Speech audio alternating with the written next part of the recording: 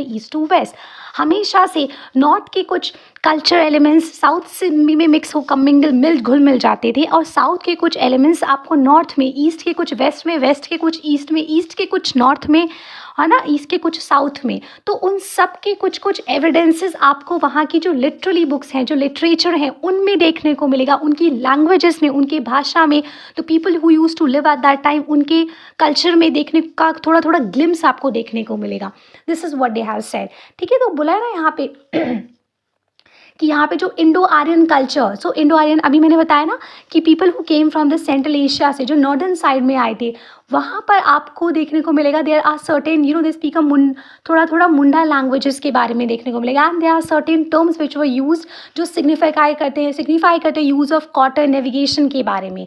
और वैदिक टेक्स्ट में कुछ ऐसे नॉन संस्कृतिक टर्म या पाली या द्रविडियन टर्म्स देखने को मिलेंगे, जो कि जो पेनिनसुलर है, पेनिनसुलर एरिया और नॉन वैदिक इंडिया है। पेनिनसुलर यहाँ से डेक्कन से जो स्टार्ट होता है ना, होता है उस एरिया के वहाँ पे, तो उनके बारे में सुनने को मिलेगा। तो इससे पता चलता है कि किस तरीके से नॉर्थ की चीज़ों के बारे में साउथ में, है ना, साउथ में बताया गया है। और कुछ इंडो आर्यन कल्चर में कुछ आपको ईस्टर्न कल्चर के बारे में देखने को मिलेगा, दैट इज़ मुंडा कल्चर्स, के बारे में। और कुछ साउथ का भी देखने को, द्रविडियन कल्चर के कुछ पार्ट्स, कुछ ग्लिम्स देखने को मिलेंगे। तो इस तरीके से कहीं उनकी लैंग्वेजेस में, है ना। और फिर इसके बाद ईस्टर्न साइड में अगर देखोगे, इट इज़ बीइंग सेड कि कुछ ईस्टर्न रीजन जो था, it is inhabited by the pre Aryan tribals, कि कुछ ईस्टर्न रीजन में प्री आर्यन जो ट्राइबल्स थे वो भी रहते थे।